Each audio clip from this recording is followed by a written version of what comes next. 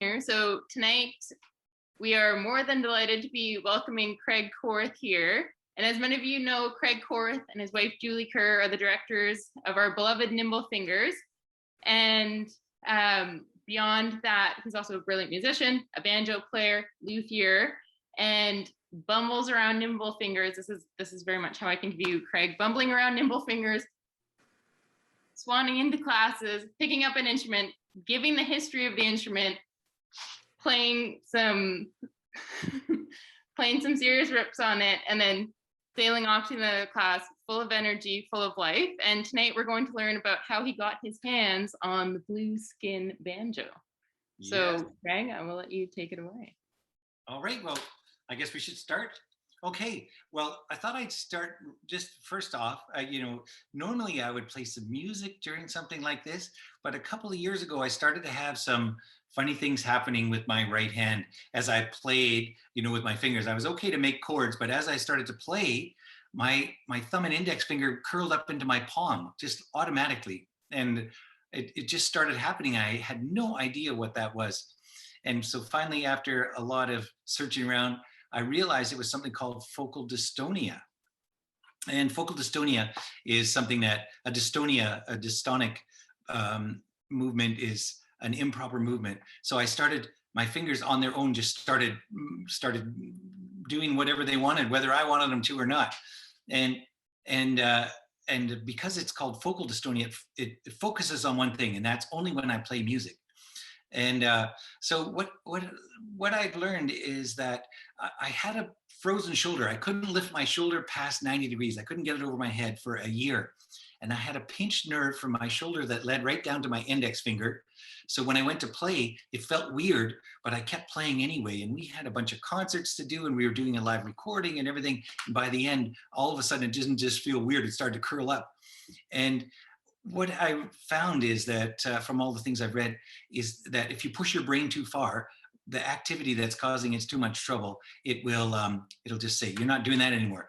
I saw this video of somebody put their fiddle on their shoulder, they get their bow and they go to put it on their fiddle, and all of a sudden their arm goes like this, and they're not doing it. It's their brain has taken it over. It's a neurological condition. So for a little while I was bummed out, and I was like, because I couldn't play banjo, I switched to guitar. I was in Nomad Jones, we were touring around, so Miles Zerwell switched over to banjo, and I switched to guitar, and then all of a sudden I couldn't hold a pick anymore. As I went to hold a pick, my fingers went like this and all over. It was just weird. So I stopped playing altogether. And, as I was sulking and whining for about 3 months, and then I just thought, nobody's going to want to be around me if this is the way things are going to go. So I went to a therapist, I did lots of reading and everything. And, I came out the other end. I had a lot of insight, and I just thought there's more to me than just a banjo player and a guitar player. And I went to see a specialist in Toronto, and I'm working at it. And it's something that he's helped 2,000 people fix it. It's a slow fix. There's no hurry. So I'm working at it, but I'm not playing any music. I haven't played any banjo or anything for about 1.5 years. So when Eric asked me to do this, I said, I can't play, but I could tell you this tale of the blue snakeskin banjo. And he said, hey, that sounds cool. Let's do it. So there's no music tonight, but I've got a slideshow here and I'm ready to go. Are you guys ready for some slides? Shall we do it? I guess I'll share the screen, and okay, we're not going to the iPhone. Julie, help. Oh, okay, I'm sharing it again. Okay, here she comes. I'm not exactly sure. We got a whole Google slideshow thing going. Okay, click on this. Okay. On which, desktop? Yeah, desktop. Oh. There's our crazy desktop. Okay. Oh, look, there it is. Okay, it is a sec, and then you go to present. Ah. And then you just use your. Hi everyone. Okay. So you just use your, the little toggles. Okay, the little toggles on. Now I think you can minimize this if you want. Well. Or do I need the thing open? Yeah, I'd like it just. Yeah, because most of your photos are. Okay, The Okay. tale of the blue snake. Okay, so I thought, since this is a tale of the banjo, I thought we'd give it a little bit of a pre-roll. And I got some pictures from way back when. Okay, so let's click on there. Okay, so somebody sent this picture to me. That is me on the very left in the yellow shirt when I was 14 in 1976. And there was a music store in Edmonton called Bluegrass Music, and it was a Czechoslovakian guy who started it up. And the fellow that's holding the banjo with the cool brown leather boots on is Garland Shuping, and he was the banjo player for Jim and Jesse, and they were playing at the Students' Union building in the University of Alberta, and he put on an afternoon workshop. And so I started playing banjo 2 years before when I was 12, and I went to this workshop, and he was talking, and I wasn't even sure he was speaking English because I was so new to it. And I'm completely lost there. And I've got this like dazed look on my face, but I started to be like, oh, you can actually do that on a banjo. He was a wonderful banjo player. And that night we went to Jim and Jesse's concert, and I had never seen live bluegrass or anything. And it was incredible. And then the man that's in the white shirt to the bottom right, he ended up coming up and talking to me. His name is Bob Leckie. He became my teacher and taught me melodic style, which was just starting. Tony Trischka just had a melodic style banjo book there, and just came out at that time. So from there, I ended up fell in love with Jim and Jesse, just loved him, and fell in love with the banjo even more. And so then this is in high school. That's my English teacher playing guitar, Dean McKenzie. And I'm not sure exactly what we were doing here, but that's my House of Banjo from Edmonton, my Hob banjo.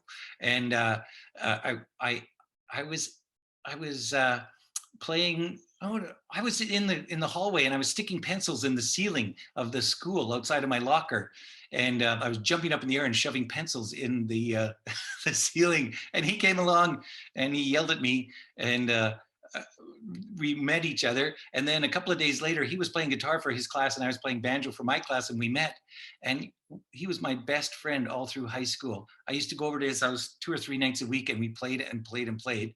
And then a little later, I don't know why we did this. We used to dress up in tuxedos and go and busk on Jasper Avenue in Edmonton.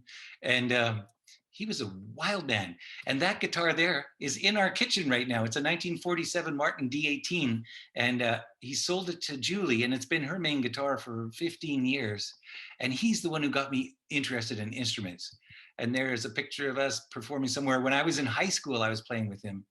And there we are when he was older. But he's like my biggest musical influence and the person who started me on vintage instruments. And I'll tell you why.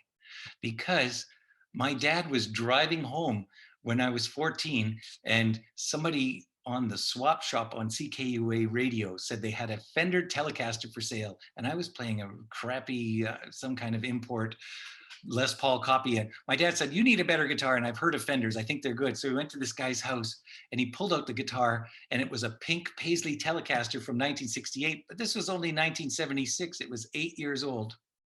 And it was $250, and it came with an amplifier, and it was a Fender Bassman amplifier. So I sold it to my friend in school, and I didn't want to keep it because it was a bass amplifier, and I sold it to him for $100. And it turns out the Bassman, the Fender Bassman's the greatest rock and roll amplifier they ever made. And I was later down the road, I kicked myself, but I didn't care. I had this guitar, and I kept this till about 10 years ago, and I sold it to buy a 1937 Herringbone D28. I paid $150 for it, and I sold it for $10,000. But all those years of keeping it paid off.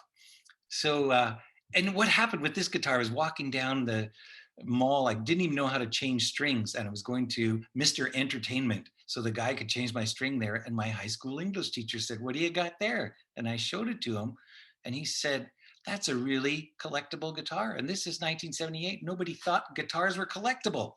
And so he gave me this book, and it was called American Guitars by Tom Wheeler. And he said, I think guitars are way undervalued compared to violin family instruments. And he said, I think you should read this book and buy every good guitar you can. And so I did. I started getting into it. And it was really, really early in vintage guitar. They were barely vintage guitars. And so this I took tonight. This is in the lobby of our house. As you walk into the entrance, I bought this amplifier when I was 14. It has 8 10-inch speakers in it. It's almost 5 feet tall. It was the biggest amplifier I could absolutely find.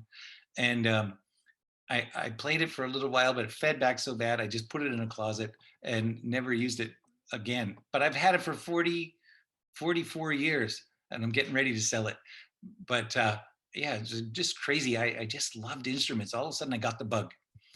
And then I joined a band in 1981. And I don't know if you recognize these guys if you're in the Pacific Bluegrass Club, but that's Jim McNulty. And Jim just released his mandolin album.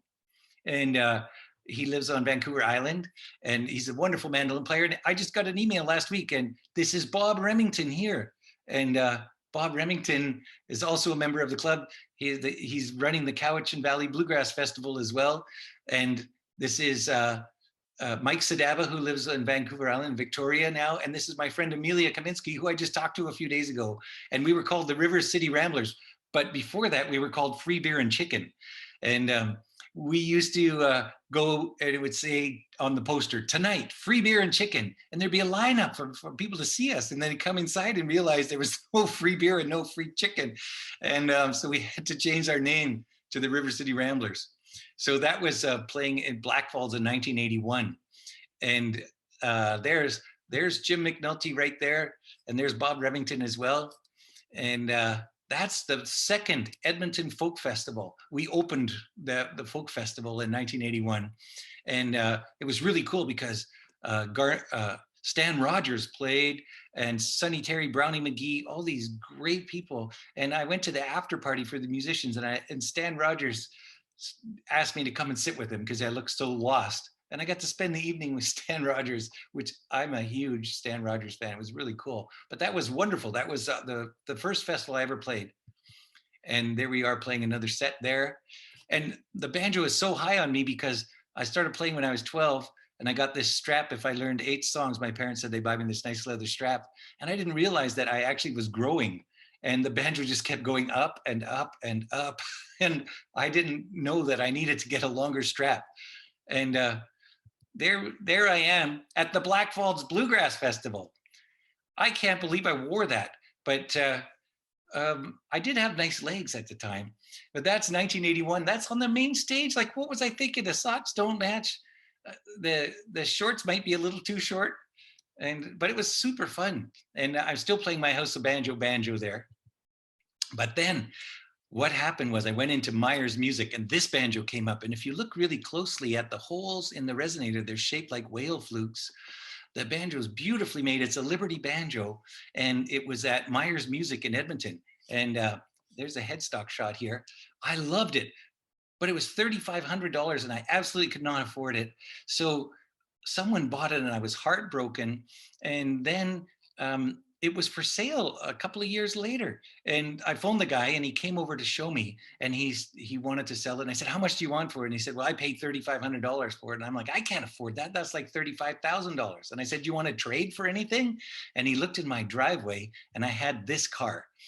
That's me on my 1951 Buick Roadmaster hearse. And I bought that when I was in high school and drove it. Like one time, 13 people were in it, and we went to a drive-in. I drove it everywhere around the city. I loved that thing. But by the time I wanted the Liberty banjo, I bought a house. I was 23. I needed a way better instrument. So the guy said, I'll trade you for that.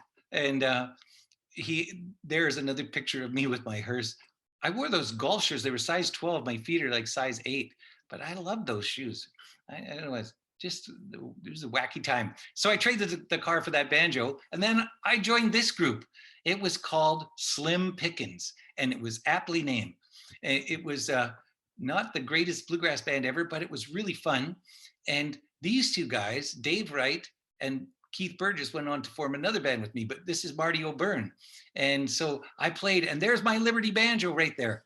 And that thing sounded amazing. It was so great. And this is at the festival. I got to play with Jim and Jesse.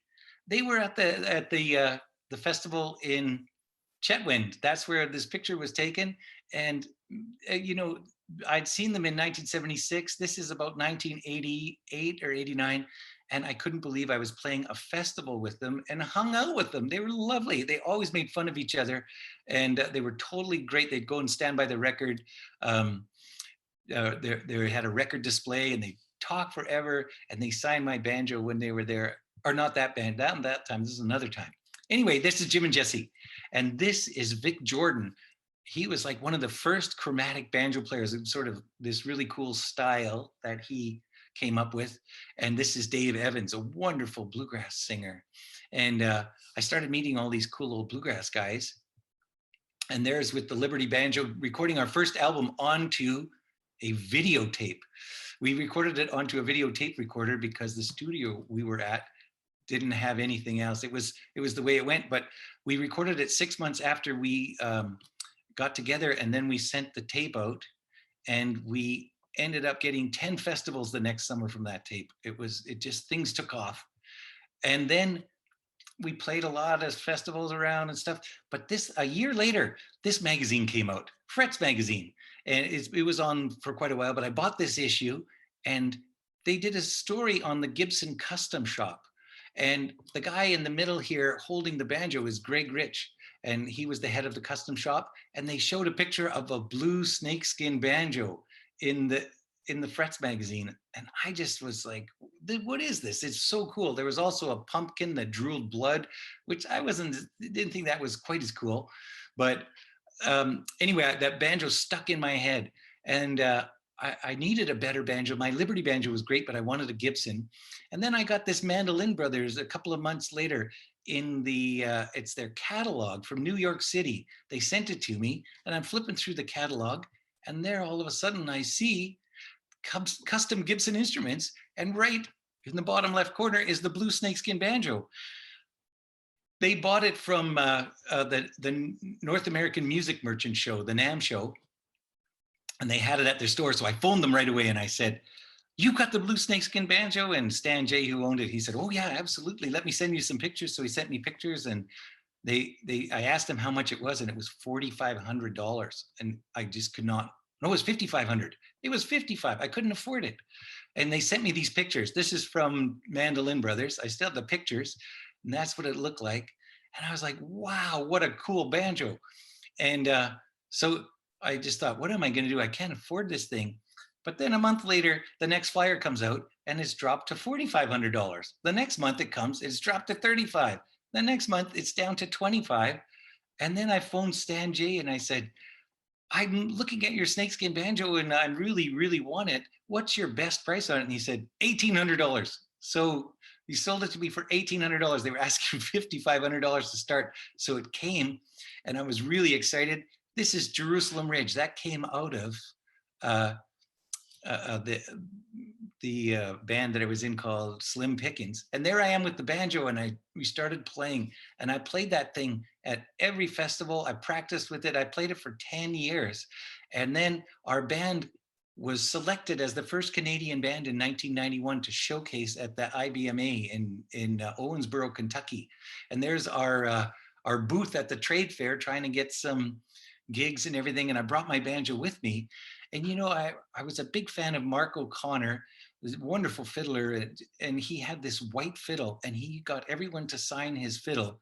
And as he went around, and I thought, I'm going to get them to sign my banjo, but I didn't want them to sign the outside. And I've got it here. I'll show you quickly.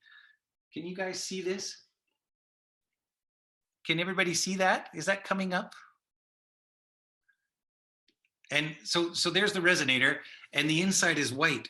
So I took it off, and I thought, I'm going to get people to sign it. And so what I did was I took it off. I started getting people to sign the banjo. Is that, oh, it looks backwards. Oh, it's because we're using the selfie cam. So this is one of the first people I got to sign. That's Jimmy Martin. And Jimmy Martin was playing at the fan fest that happened at the end of the IBMA. It was on the weekend. So I went to Jimmy Martin, and he had a Sharpie. And I said, "Mr. Martin, I'm a huge fan of yours. I'd really like you to sign my banjo, but I'm trying to fit a lot of signatures in here. So could you use this pen?" And he yanks it out of my hand. And he goes, Jimmy Martin signs with whatever effing pen Jimmy Martin wants to. And he just takes the pen, and he goes, Jimmy Martin. And then he takes it like this and he throws it like a Frisbee at me. And I caught it. And I'm like, oh my God, that's the coolest thing ever. That was so cool. I could not believe that Jimmy Martin would do that. And he was the coolest guy, but he used to go around and complain he never got on the Grand Ole Opry. And he was Bill Monroe's lead singer in the end of the 1940s and the early 50s. And they say that's where the sound came from, the high lonesome sound, because Jimmy Martin sang in a higher register than Lester Flatt, and Bill Monroe had to go even higher. And that's some of the best recorded bluegrass ever. But he said that Bill Monroe kept him off the Grand Ole Opry. That's why he never became a member. And somebody asked Bill Monroe, is that true? Did you keep Jimmy Martin off the Grand Ole Opry? And Bill Monroe said, Jimmy Martin kept Jimmy Martin off the Grand Ole Opry. And it's very true. So while I was there, there were so many great people there. I ended up watching Peter Rowan. I was a big Peter Rowan fan. There was an album that came out called Dust Bowl Children, just a bunch of stuff. And this is a picture I took at the IBMA. They had all of this blue cloth hanging down. He had these billowy pants and this billowy shirt, and it was just a light wind coming off the Ohio River, and he was singing, and he was so amazing. I actually cried during his set because he was such a cool guy. So I got him to sign my banjo. That's him signing it. And where did he? I had that here. Oh well, we'll look around. I had some pictures of this thing loaded up. Anyway, that Peter Rowan signed it, and then I started going around and getting lots of people to sign it while we were there. I'll show you one here that's really cool. This is well, it's a little hard to see there, but it's Curly Ray Klein. He was the fiddler for Ralph Stanley forever, 25 years. And I went up there to get him to sign after they had finished their set. And he tried to sell me a Curly Ray Klein keychain, and I didn't have my wallet with me. Or I'd still have it. I was sorry I missed that. But I took it around and I got tons of people to sign it. I got Sonny Osborne to sign it here from the Osborne brothers. And I was excited to meet Sonny Osborne because he was a great banjo player. And when I went to Nashville in 1976 with my parents, they said, you know, Craig, you're really getting into this banjo thing. Why don't we go to Nashville? So we drove all the way from Edmonton to Nashville with a truck and a 20-foot trailer. And I just got my learner permit, and my dad used to be a truck driver. He said, you got to learn to drive. So I drove almost all the way to Nashville and home and back. And we spent a few weeks in Nashville, and I met Sonny Osborne at a jam session. And he was so kind. And he said, you know, if you ever want to move to Nashville, you got a place to stay with me. And I didn't take him up on it. And sometimes I kick myself I didn't. But I met Sonny Osborne later. I was at the IBMA the next year I went down. It was getting really popular, and there were lots of people wanting rooms and everything. So I went down to the IBMA, and I had booked it in February, went there in September, and I went to the front desk and there was no room. They said they didn't have my reservation. I held up my piece of paper. I said, there's my reservation number and everything. They said, sorry, you got no room. And I'm like, I came all the way from Canada to stay here. What am I going to do? And the lady said, what's that on your back there? Because I had my banjo in a backpack. And I said, that's a banjo. And she goes, oh, do you know dueling banjos? And I said, yeah, I know dueling banjos. So I took out my banjo and I played dueling banjos for her, which is the worst thing you could do at a bluegrass festival, or convention. Nobody wants to hear it. And then all of a sudden, I finished it, down, down, down, ba-dum. She reaches in the keyboard. She goes, oh, look at that. A room just came available. So I actually got a room, but Sonny Osborne was sitting behind me watching me. And he and his brother Bobby were just like shaking their heads. And I went over and talked to him, and I could see his coat open. He had a pistol hanging down, and he ended up signing my banjo for me. And it was just a cool moment for me. So the next year, I went to the Merle Watson Festival. I was such a huge Tony Rice fan. Like, I just loved Tony Rice. And I'd never seen him play live. And it was 1993. And I thought, I got to go see Tony Rice. I just have to see him. So I went there, and I sat like in the third row. And just before Tony Rice came out, I was like vibrating. I was like, oh my God, Tony Rice, Tony Rice. And the guy beside me said, wow, you must really love Tony Rice. And I said, oh, I just love him. I came all the way from Canada to see him. And he's like, oh, really? I'm his best friend. I'm like, what? He said, yeah. He told me his name. I think it was Jeff Summers or something like that. He goes, look at all Tony's recordings and it'll say, thanks to Jeff Summers. I said, wow, that is so cool. And he said, do you want to come to a party tonight at Tony's hotel room? I said, of course I do. So I ended up going to a party at Tony Rice's, and I got a backstage pass. So I went backstage and there's Tony Rice.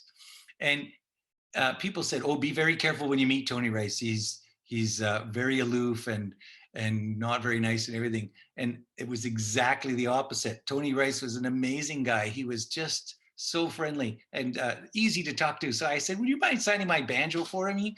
And he said, I'd love to. So there he is signing it. And there's his signature right here. That's Tony Rice right there. That's where he signed it, just above Jimmy Martin. And then I got a picture with Tony, and he was just such a sweet guy. And then he invited me to come in at night. John Reichman used to play in his band. He was his first mandolin player in the Tony Rice unit, and they were having their 10th anniversary reunion party. And I got to sit on stage for that. And there's some pictures. I took these pictures of Tony playing with his old 1935 D28. And he is playing with Norman Blake. And so I met Norman Blake at the same time. And Norman Blake signed my banjo right here. And he wrote, I like the blue snake model. And so I went to this, took a couple of shots. I went to this party with Tony Rice. And he actually didn't play a note, but his brother Wyatt was there, and all the great musicians came and went all night. And Tony Rice was sitting in his Lincoln Continental with this padded top and everything. And he was listening to John Coltrane with a bunch of people in his car, listening to jazz. And he came into the room and he looks around. And then he's like, and he just walks out and he sits in his car. So I got to be in Tony's room, but I never got to play with him. But so that was a highlight for me, just getting to go there. So there we are with Jerusalem Ridge. This is at the Chilliwack Bluegrass Festival. I don't know how many people went to that, but we used to play there all the time. And there's the blue snakeskin banjo. And that's Leroy Mack from the Kentucky Colonels. And Leroy had come to the BC Bluegrass workshop, and I took his dobro workshop, and we became friends. And he ended up liking our band, and we made an album with him, Jerusalem Ridge and Leroy Mack. And we did some touring and stuff. And he's a lovely guy. I'm still friends with him. And I remember he borrowed Bob Underhill's guitar from Vancouver for this performance. And what happened was he's like, I want to thank Bob, Bob? And I said, Underwear. And he goes, I want to thank Bob Underwear for his guitar. And he says, just a minute. And then he looked at me and he said, you made me say Underwear. And I said, well, you've been bugging me all night. And we both laughed, and then we shook hands afterwards. But it was so much fun. And then I went to the BC Bluegrass workshop, and that's Tony Trishka. And Tony was the first really great banjo player. I think this was the second year at Anglemont. And Tony taught a class, and he ended up showing all this incredible stuff. It was just a wonderful thing to do. And that's my blue snakeskin banjo there. And there was a guy sitting right in this chair here. This is a parachute that someone had. You could see it sagging with water. There was a guy sitting in the chair here who was kind of grumpy and everything. And the wind came up, blew the blew the parachute up, and the water dumped on him and filled his banjo with water. So we all tore it apart quickly and took off his shirt and dried it out. But it was a pivotal moment for me, because I started to see how far the banjo could go. And he was a lovely guy, helpful, and showed anything you wanted to learn. So I started going down that road, trying to learn from the great players if they ever gave a workshop. And I think that's right around that time. There it was. I just took it everywhere. And at first people were like, that thing's crazy. Why are you playing such a crazy instrument? But then all of a sudden it got cooler and cooler. And then people wanted their picture taken with it. And when we were on stage, the guys in the band would say that it wasn't a big snake they used to cover it. It was just a heavy truck. So there we are at the Chilliwack Bluegrass Festival, where probably this is in the mid-90s. Just about ready to go on. This is backstage at the Chilliwack Festival. That's Slavik Hanslik, unbelievable musician, and Michael Hayden, who makes unbelievably great mandolins. That's him playing fiddle there, and our bass player Keith Burgess. And this is David Harvey and Wild and Blue. He is now the head of Gibson's custom, or the mandolin shop and the repair shop. So every mandolin that comes out of Gibson now is signed by David Harvey. And he's just such an excellent musician. And I'm playing an old Gibson archtop, and we're playing some swing music, and it was really fun. And then I went to Nashville right after that, and Nashville was pretty run down there. Now it's hot, like the real estate market's gone nuts. But Nashville was so run down, and I was walking along with my friend Gord Ackrey, and we thought, you know, we're looking for a place to eat. And we had found it, and we went inside, and it was the greasiest place, but it was really good. So we hung out in Nashville for a while. We stayed at a guy's house, and while we're looking through his portfolio, he has a business card that says Earl Scruggs on it. And I said, "Did you get this from Earl?" He said, "No, I'm a printer. I printed that for Earl. I'm going to his house tomorrow. Do you want to go?" And I said, "Absolutely." So we went out to Earl's house, and there's Earl Scruggs there.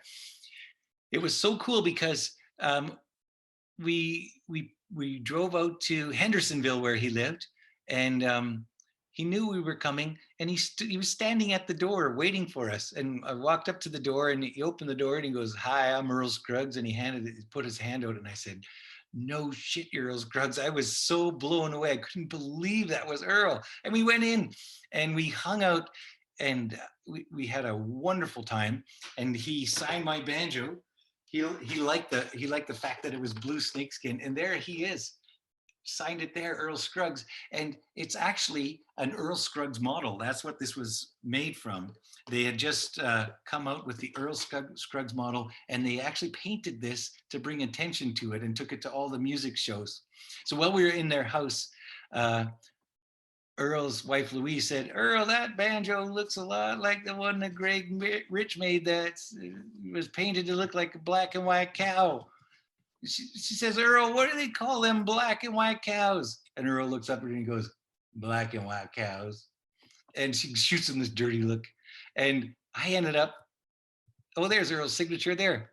I ended up owning that banjo a little later. That's the black and white cow banjo. Somebody saw a picture of me with the blue snakeskin banjo and said, "Hey, I got this black and white cow banjo. Are you interested in buying it?" So I bought it. There's the Gibson Custom Shop logo. So that was the black and white cow banjo that Louise Scruggs was talking about. And this is a picture playing that banjo on stage somewhere. But my sister made this shirt for me out of Elvis Presley material. It's all these pictures of Elvis. I just love that thing. I wore it until I shouldn't have worn it any longer, but I use that thing everywhere. So this is playing at the Merritt Mountain Music Festival. It was a huge festival. The Dixie Chicks were there and everything. And I had this isn't my good banjo, luckily. It was an old Gibson RB250 from the 70s that wasn't that great. And it was so hot out that everybody's just in this river that goes beside the festival.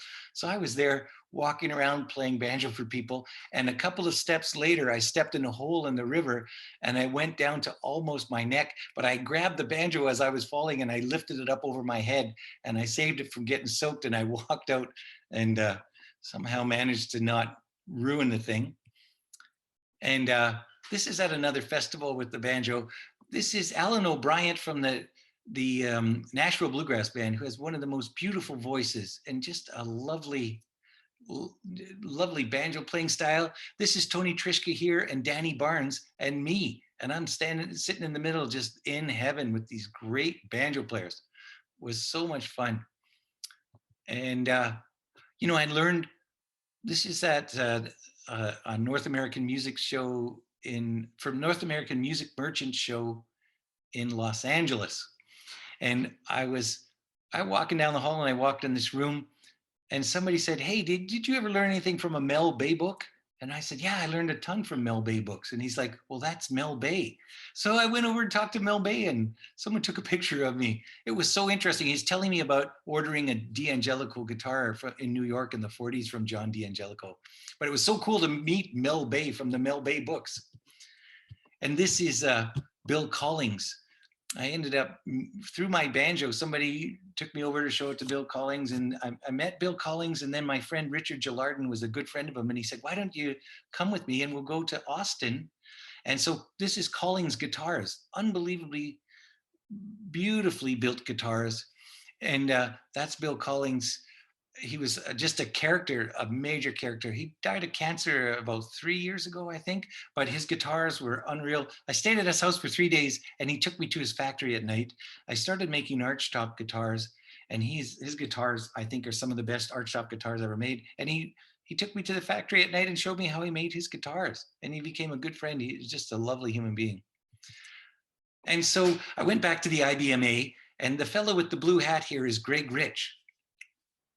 And Greg Rich came up to me after we played our set in 1991 for the IBMA when we were doing our showcasing. And what happened was he came up and he said, you play banjo exactly how I want it to be heard. And I was so flattered. And I said, well, I think you made my banjo. And I flipped it over and he said, I made that banjo. We became friends. And a couple of years later, I was there and he saw me and he said, took me over to his booth, and there J.D. Crowe was there. This is Terry Bauckham, a wonderful banjo player. That's John Hartford there. And Greg Rich said, come with me. And we went out in his Porsche and we drove to an art studio, an art gallery. And there was this beautiful banjo hanging in it. He took it off the wall and he said, I left Gibson and I started a company called Rich and Taylor. And I want you to be an endorser. And he gave me the first banjo. And this is the gold plating on the front, but look at this. That's it on the back. There's a close-up of the headstock. That's all carved into the back of the headstock and dyed with aniline dyes. And that's the resonator all carved and dyed. And it's called the Starlight model. And this woman, back in the 20s on vaudeville, she played the banjo like nobody played the 5-string banjo back then. And she played the 5-string banjo and sang with it and everything. And her name was Starlight. So this is kind of a tribute to her. And that was the very first banjo. He first gave it to J.D. Crowe for 6 months, and he went around with it and played it. And that's J.D. Crowe with it there. And then I ended up with it, and I had it until about 3 years ago. I sold it. I wasn't playing it anymore, but it was such an outrageous banjo. It's so much fun. And I got that banjo because I had the blue snakeskin banjo. And this is at Wintergrass. This is me photobombing Bill Monroe. And it was so much fun. I was hanging out in this jam session, and he just walked by. He was playing at Wintergrass, and he asked somebody if he could borrow the mandolin. He wanted to jam, so he jammed. And there he was. I took this picture of him, and there's his belt buckle. Bill Monroe, since 1939, Bluegrass Boys. The Bluegrass Boys made that for him. And I did get Bill Monroe to sign my banjo. And how I got him to sign it was I went to the Grand Ole Opry on a Saturday night when he was playing, when I was in Nashville. And I dressed up with a tie and slacks and everything. And I had my banjo in this nice backpack thingy. And before he was going on stage, after the show started, I left my seat and I went to talk to one of the ladies who were an usher there. And I said, I'm from Canada and I'd really like to get Bill Monroe to sign my banjo. I have all these great players that have signed it and I'd love to meet him and have him sign it. So she said, okay, I'll take you to the security desk. So she took me to the security desk, and someone got Buck White, who was Ricky Skaggs' father-in-law, to come backstage and said, this young fellow from Canada would really like to meet Mr. Monroe and get him to sign a banjo. He said, okay, I'll sign him in. So he signs me in and he takes me to Bill Monroe's dressing room. And I walked into Bill Monroe's dressing room and he's sitting on a chair playing his mandolin like this, and everybody's standing around him. And they finished their song, and Buck White says, "Mr. Monroe, this is a fellow named Craig Korth from Canada, and he'd love you to sign his banjo, and he'd really like to meet you." So he shook my hand, and we talked for a minute. And Bill Monroe said he loved touring in Canada. He liked the long drives in his bus, looking at all of the scenery. And I took the banjo, and I didn't want him to sign it or to see Earl Scruggs, because they had this long feud going on. So I actually got him to sign it inside. I'll grab it. It's right here.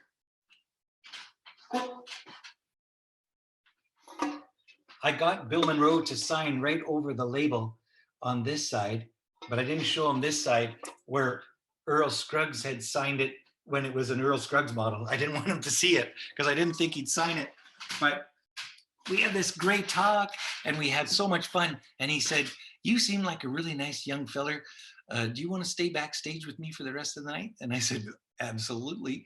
So I was hanging around backstage with Bill Monroe. I stood at the side of the Grand Ole Opry stage where the curtains were. I was looking at Bill Monroe, and then I was looking at the Grand Ole Opry stage, and he's tuning up his mandolin and stuff.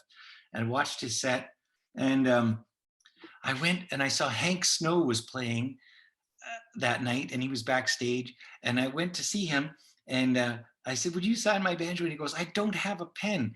And I think Bill Monroe kept my pen. And he said, "Wait a minute, here's Grandpa Jones." And I always watched Hee Haw as a kid growing up, and Grandpa Jones played the banjo and sang those old time tunes and everything. I loved Grandpa Jones. I had a few albums of his, and I just loved him. So Hank Snow introduced me to Grandpa Jones, and Grandpa Jones signed the banjo right there. And he was super cool. He was just a really, really nice man. So I ended up hanging out backstage. And after I was done, I went off, and I couldn't even believe it. I had trouble sleeping that night. And it was one of the great moments for me, getting to hang backstage with Bill Monroe at the Opry. So this is a picture of the banjo I took today. That's the original case that came in. It has this pink hairy blanket that it sits in, and the cover. And I took that banjo everywhere with me. And I actually hated the case when it first came, but now I kind of love it. And there's some of the paint worn off the side. That's how much I played it. I played through the clear finish, and then I played the paint off. And there is the inside of the banjo. And I don't know if you can zoom on there. Is there some way? But over here, Pete Warnick, that was a really cool. I went to Owensboro. I'm just checking the time here. I went to Owensboro, Kentucky to go to the IBMA. And Pete Warnick was teaching a banjo class, and I had learned a ton from the Pete Warnick banjo method. It's called Bluegrass Banjo. It came out in 1974, the year I started playing. And I loved his band that he played in Country Cooking. So I went and met Pete Warnick and got him to sign my banjo. And he was teaching this class at a nunnery outside of Owensboro, and I didn't have a ride. So he said, "Why don't you ride in the car with me?" So I rode out. It was about a 20-minute ride out of town. And, Pete, I don't know if you'd heard, but Pete Warnick in 1988 was in a plane crash. Flight 232, it crashed in a field in Iowa, a cornfield. And it was one of the most recorded plane crashes ever, because there was in the tail section of the plane was the motor up high, and one of the fan blades came apart and went through the plane and cut the hydraulic lines, and they couldn't steer the plane anymore. And Pete was on there with his wife, Joan, and their son, who was 6 at the time. And they were sitting over the center section of the plane. The fuselage was here and the wings came out here. And I guess that's the strongest part of the plane. But what happened was they weren't able to even steer the plane. The pilot was able to take the thrust down on one engine and move the thrust on the other, and that the plane could turn that way. And that he managed to actually get the plane down. And as it was coming to land in the field, the tip of the wing caught, and the plane catapulted and burst into flame. And there were 250 people on board, and 111 died. And Pete told me the plane was upside down, and he undid his seatbelt and fell on the ceiling. There's smoke everywhere and flames everywhere. He got his family out, and they all survived. And 2 days later, he was playing at the Winterhawk Festival. But he told me that story when I was driving out with him just after he signed my banjo. it was just unbelievable. And there's Ricky Skaggs in here. There's Ricky Skaggs right there.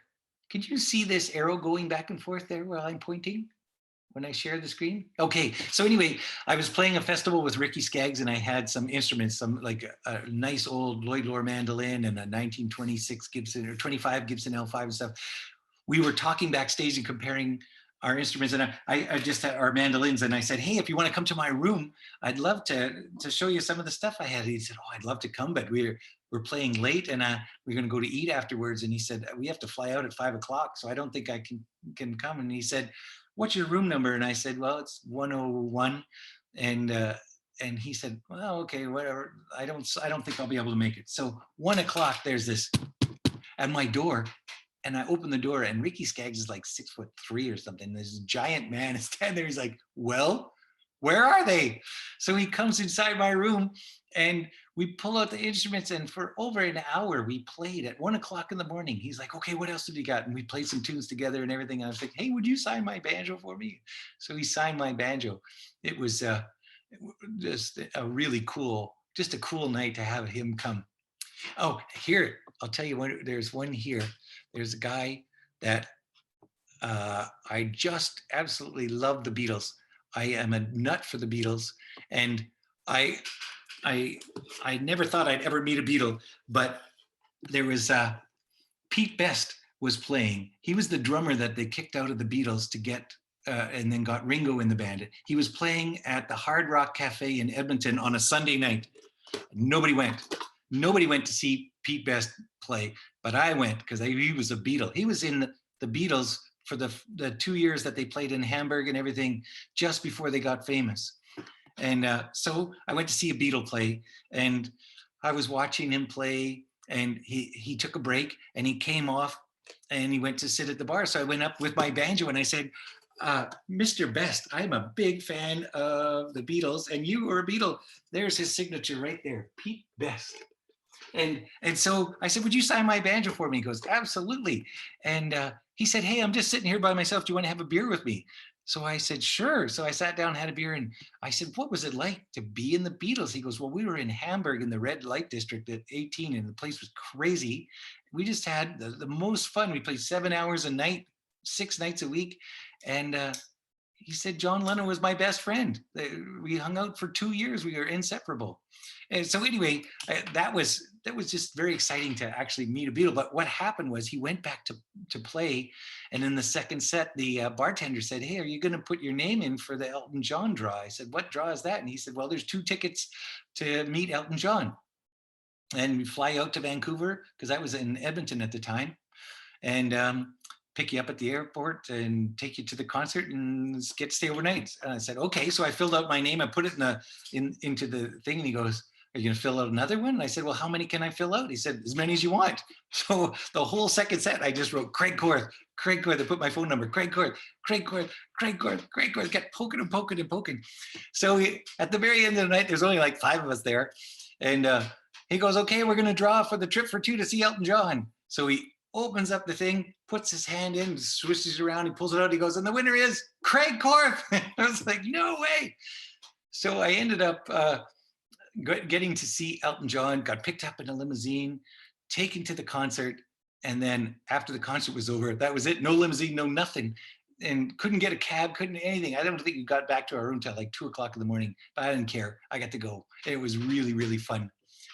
Oh, we're getting close to the end. Well, I don't know. Should we have a question and answer, or does anybody have anything they want to say? I'm itching to know, did Elton John sign the banjo? You know, I tried really hard to get to see Elton John, and I went to the people there and everything, and they're like, no. I brought it with me. I had it in a backpack sitting in his 4th row on the floor, but they could not get him to sign it. I wouldn't have to ask you. Well, I'm wondering, Craig, there's been so many legends who have signed your banjo. Is there anyone that you're aspiring to sign it, or do you feel you have enough on there? Oh man, I wanted Eddie Van Halen to sign it. I really wanted Eddie Van Halen to sign it. And I had taken it so many times when I saw the Police or whatever, I would have, and the Bluegrass guys, I played with the Seldom Seen with John Duffy and all those guys. I got Mike Aldrich to sign it, but I couldn't somehow get John Duffy. I couldn't find him. And so he never signed it. And, you know, I can't really think of anyone that I was desperate that was still around. I got most people to sign it. And yeah, no, I mean, I'm really into like old country and stuff. I did get a guy named Ray Butts to sign it. I took one guitar lesson from an older guy in Edmonton, and we became friends. And I bought an old 1952 Gibson archtop from him, and he would come over like once every couple of months. We'd play tunes. I said, "Do you have any old amplifiers?" He goes, "I've only got the Butts." And I'm like, "Oh my God, what kind of an amplifier would be named Butts?" And it was an Echosonic made by Ray Butts. So I bought it from him for $350. It was $700 new in 1959. And it sounded great. Like it had this slapback echo in it. So what happened was I got a video on how to play rockabilly guitar. And the guy said, "Yeah, I'm using a Fender Bassman and an Echoplex. But if you want the sound, you got to get a Ray Butts Echosonic." But unfortunately, I can't find one. And I don't know anybody who has one. I'm like, oh my God, I looked down and there's a Ray Butts Echosonic. And so I phoned Nashville to see if there's a Ray Butts, and he was there. So I asked him about it, and he said it was the guitar amplifier that Scotty Moore used with Elvis Presley from 1955 to 1968. Everything that Elvis Presley recorded was recorded through a Ray Butts Echosonic. And I said, "How many did you make?" And he said 69. And he said, "If you take the back off, yours will have a number." And mine was number 64. I still have it, but I heard that he was going to be at the Chet Atkins Appreciation Society. And so I went to Nashville just before the IBMA, and I went to that. And I got Ray Butts to sign it. And oh, where is he? Oh, well, he's right around here, right there. There he is. There's Ray Butts right there. And I got Ray Butts to sign it. I couldn't believe it. He invented the Gretsch Filtertron pickups. He was such a sweet man. And he's like, "Do you want to sell it? Elvis Presley's guitar player wants to buy one, and Merle Travis's son wants to buy one." And I'm like, "No, I'm not selling it." So I kept it. I just love it. Any other questions? You have a John Hartford signature. You know what? I got John Hartford to sign it. But if you look at this thing, it's not there anymore. He had the nicest signature, and he actually got out this fountain pen, this beautiful fountain pen, and his calligraphy was unreal. Like he actually worked at calligraphy. So he signed this gorgeous John Hartford, but the ink didn't last. It died. It just went poof. I used to be able to see the outline of it, but it's gone. It's the only one that didn't last. And so is he. That's true. Very true. He's wonderful, though. Yeah. We did the Chetwynd Bluegrass Festival with him. Dave was asking in the chat about Don Reno, if he's on there. You know, he died before I got this banjo. I never got to meet Don Reno. He had died before. I really wished I could have you know, if I went back, for people who weren't alive when I got the banjo, I got a list as long as my leg that I'd like to have him sign. But Don Reno was definitely somebody I wish I would have seen live. Do we have any other questions? I guess we're getting really close to the end. It's 8:29. There's no time limit, so you can certainly talk a bit more if you want, or up to you. Someone in the comments asked if Bobby Hicks is on there, or is Bobby Hicks in the chat trying to get on the banjo? Bobby Hicks is here, and I actually I got asked to teach at the Montana Fiddle Camp. I got a picture of it here somewhere. I should have loaded it, but Bobby Hicks asked me to be in his band at the Montana Fiddle Camp. So with John Reichman and a few other wonderful musicians, and we rehearsed a bunch. Bobby Hicks is kind of, I don't know if you saw the movie Trains, Planes, and Automobiles at the beginning when Steve Martin is dying to get home to his family, but the guy is sitting behind the desk and he's got a poster in his hand and he's looking at it and he looks and then goes to say something. He's like, and he goes back to the poster. That's what Bobby Hicks was like. We're sitting there practicing for his set, and he's like, "Well, the next song that I think we should do is No, I think we'll do."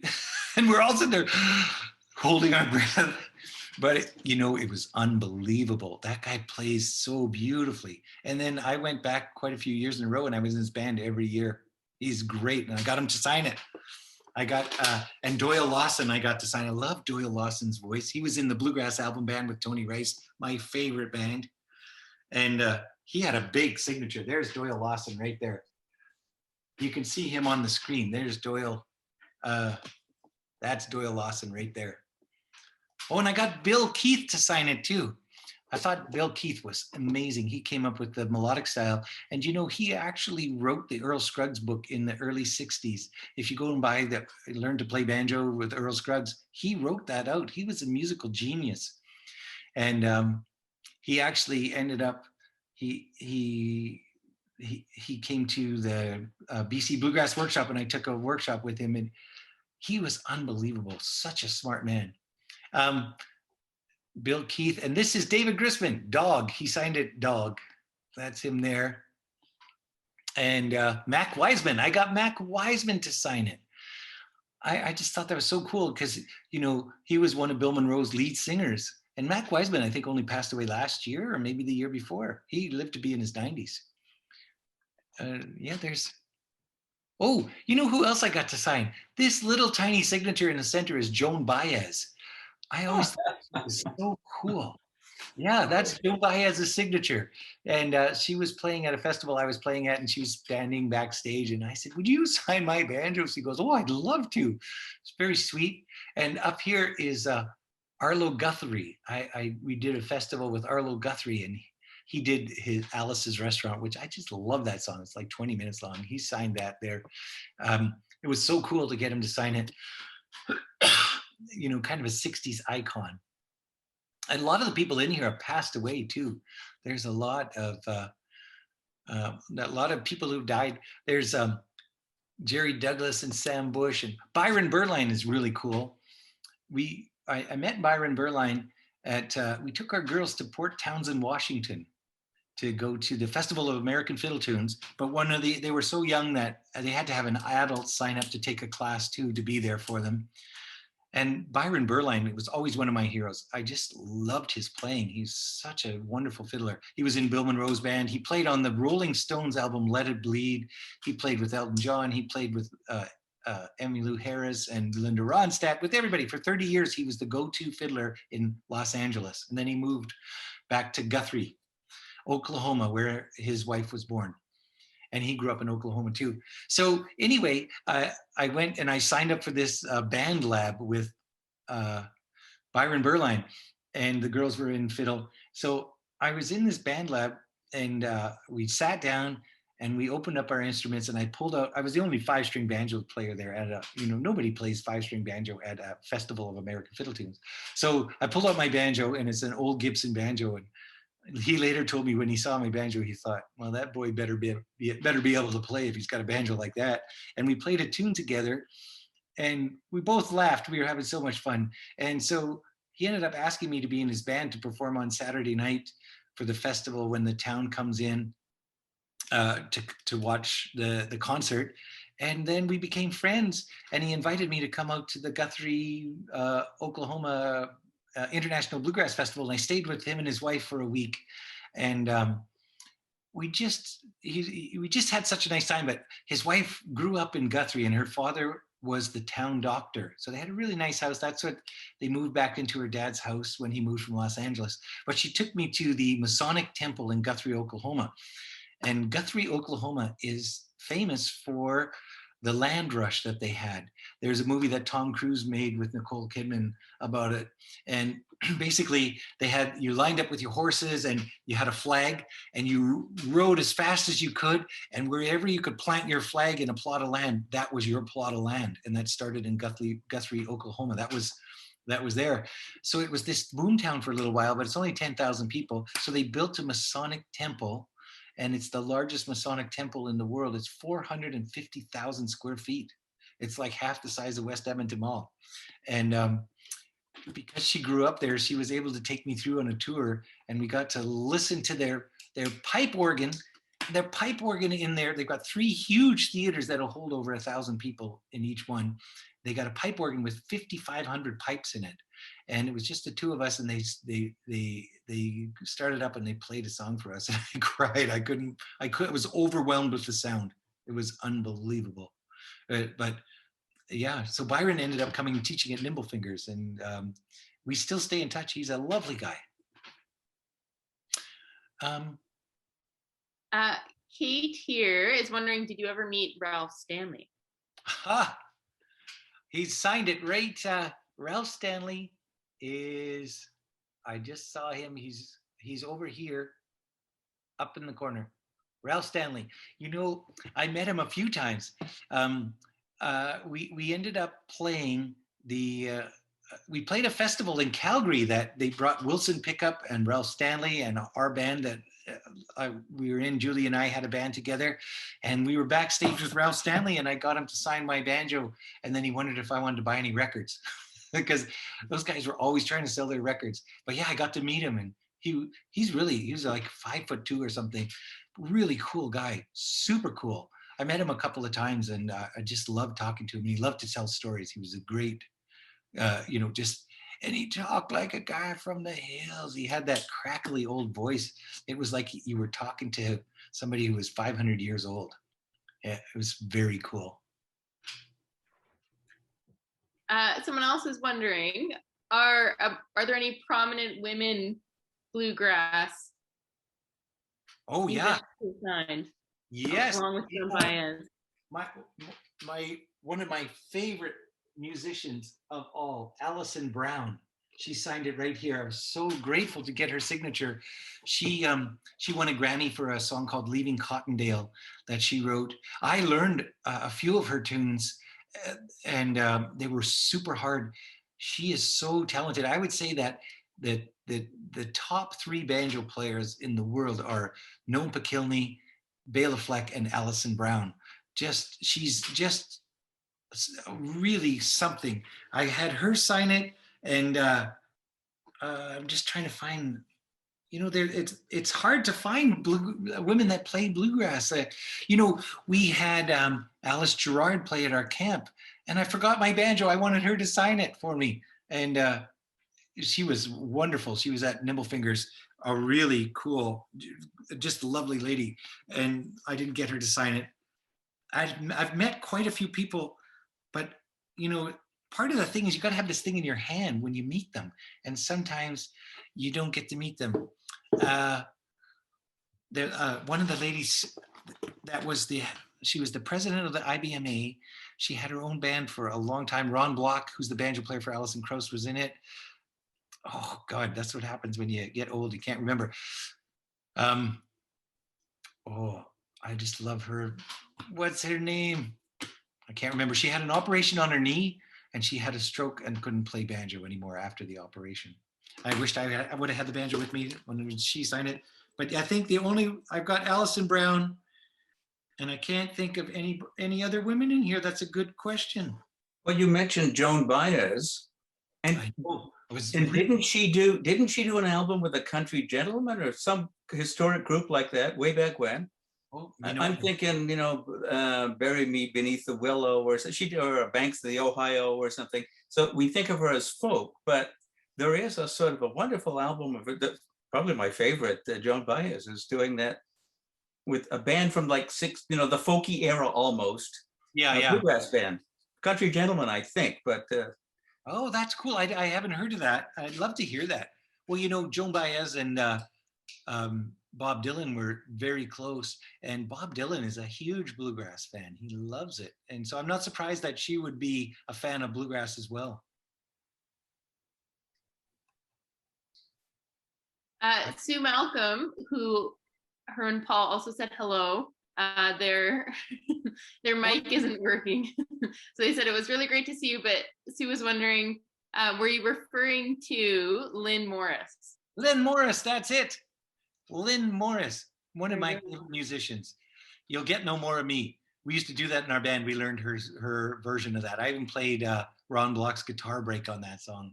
I love Lynn Morris, and she had a operation that ended up she couldn't play after that. But she actually won the Winfield the national banjo championship one year, and she was the president of the IBMA. She's just, I love her. I've got lots of her albums. I just think she's fantastic.